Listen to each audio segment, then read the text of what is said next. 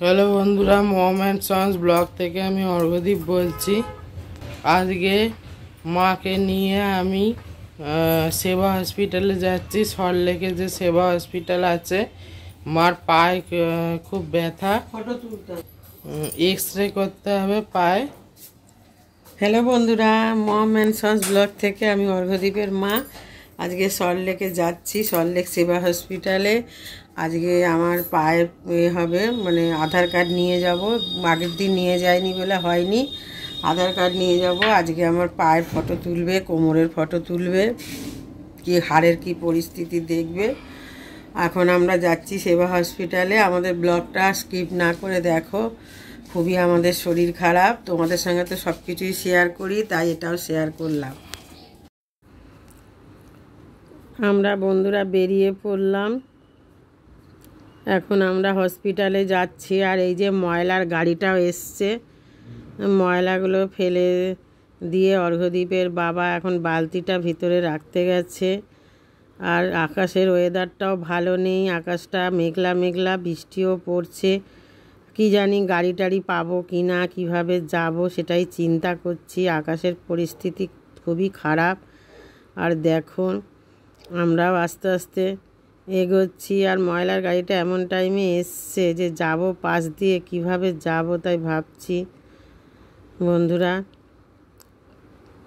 আর আমরা তো কোনো গাড়ি পেলাম না, উবের খালি ক্যান্সেল দেখাচ্ছে। তার জন্যে রিক্সা করেই আমরা গেলাম কিছুটা রাস্তা। তারপর ওই ওভারব্রিজ পার হতে হয়, সেই জন্যে ওলা উবেরটা করতে চাই, কিন্তু আজকে পাওয়া গেল না বৃষ্টির জন্যে। প্রচুর ওয়েদার খারাপ, ওলা উবের সব ক্যান্সেল হয়ে গেল। অর্ঘদীপ করেছিল যদি পাওয়া যায়, কিন্তু পাওয়া গেল না। এখন রিক্সা করেই যাচ্ছি তিনজনে। এই দেখো না, এই ওভারব্রিজটা পার হতে খুবই কষ্ট হয়, এই জন্য আমি ট্যাক্সি করে যেতে চাই। আমার এটা পার হতে গেলে আমার যেন জীবনটা বেরিয়ে যায় বন্ধুরা। দেখো, তাও যাচ্ছি অনেক কষ্ট করে। সল্টলেকে যেতে হবে আর এই ব্রিজটাকে পার হতেই হবে, কিছু করার নেই। তিনজনে মিলে যাচ্ছি। আর অর্ঘদীপের বাবা আমাকে ধরে ধরে নামাচ্ছে। সিঁড়িগুলো এত কষ্ট হয় এখানটায়, সেই জন্য ভেবেছিলাম যে ওলা উবেরে বা ট্যাক্সিতে গেলে একটু আমার সুবিধা হতো। অনেক কষ্টে গেলাম। অর্ঘদীপের বাবা তো অফিস মানে কামাই করেছে, আজকে অফিসে যায়নি। কেননা উনি না গেলে আমি একা একা যেতেই পারবো না। আমার রাস্তাঘাটে একা বেরোতে ভীষণ কষ্ট হয়। এখান থেকে আবার রিক্সা ধরবো, ধরে একদম সোজা সেবা হসপিটালে চলে যাব। এই হসপিটালে পৌঁছালাম। এখন অনেকটাই বেলা হয়ে গেল।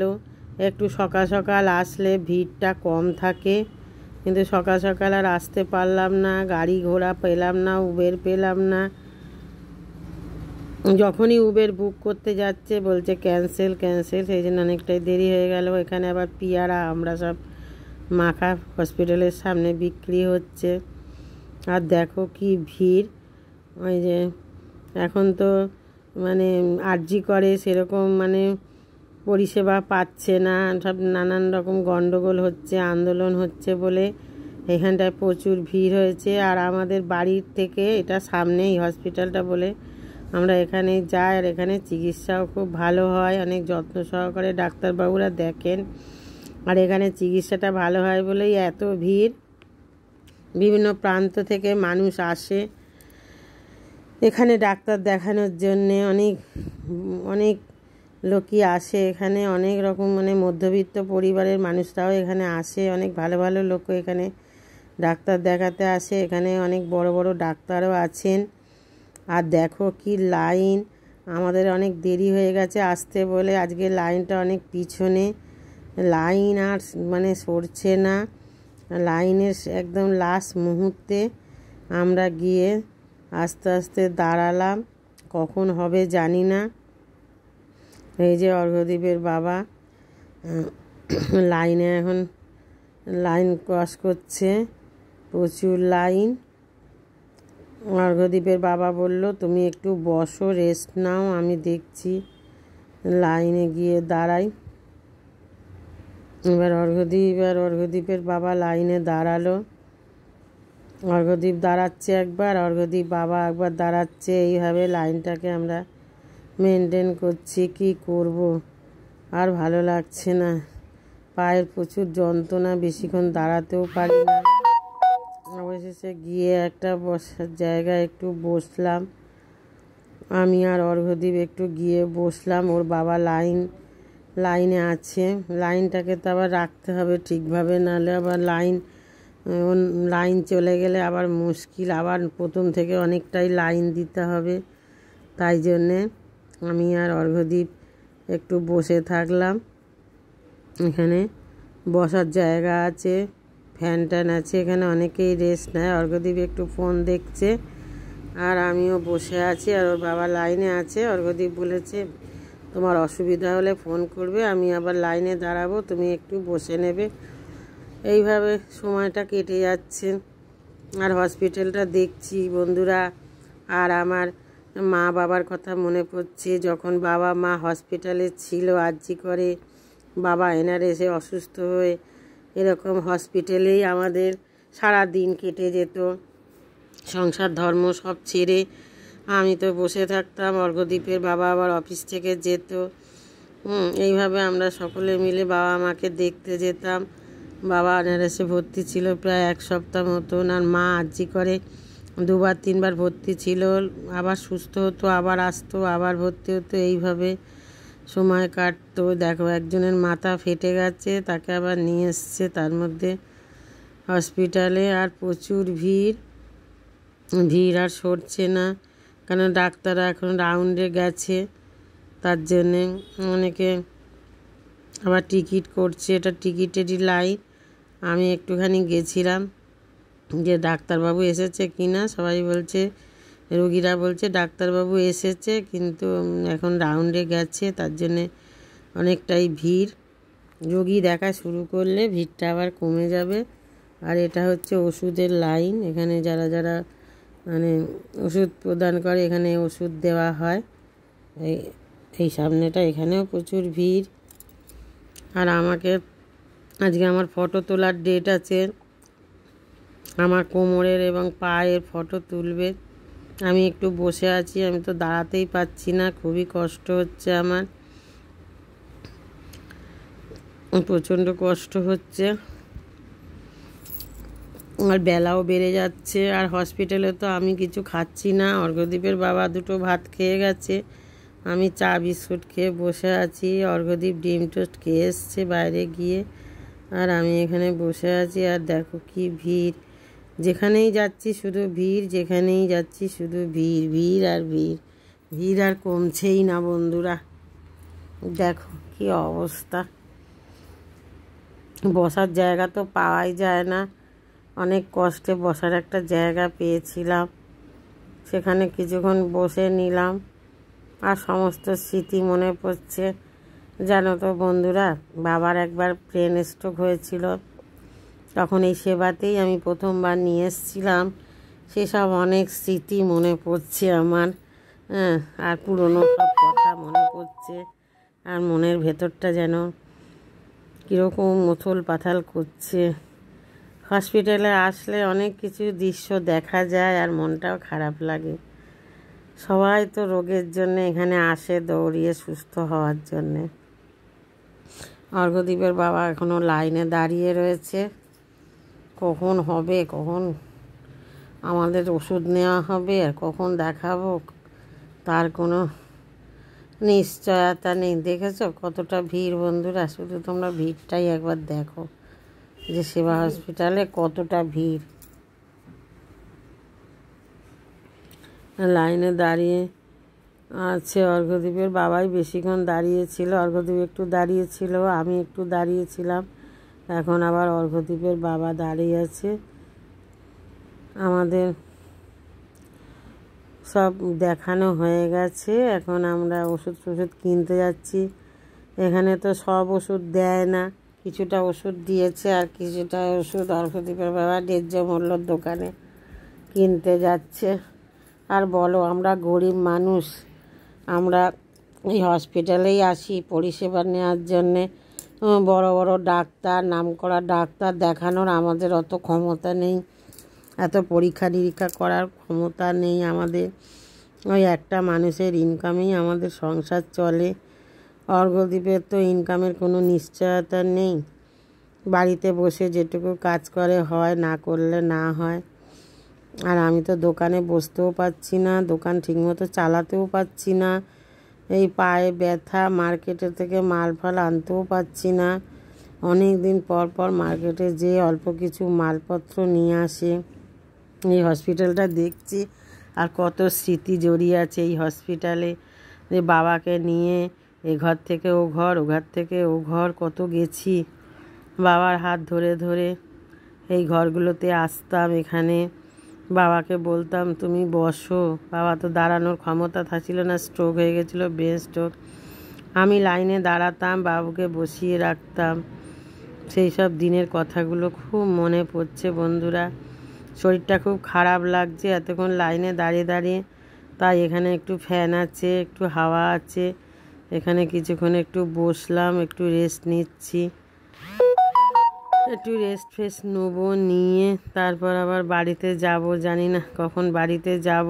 অর্ঘ্যদ্বীপের বাবা তো ওষুধ কিনতে গেছে, আমাদের বলল তোমরা এখানে বসো, আমি ওষুধটা কিনে নিয়ে চলে আসব। তাই আমরা বসেই আছি। আর সেই চা বিস্কুট খেয়েছি। আর হসপিটালে অনেক কিছু বিক্রি হচ্ছিল, কিন্তু খাচ্ছি না। মানে হসপিটালের সামনে খেতেই আমার যেন প্রবৃত্তি হয় না, খালি ওষুধের গন্ধ আসে নাকে।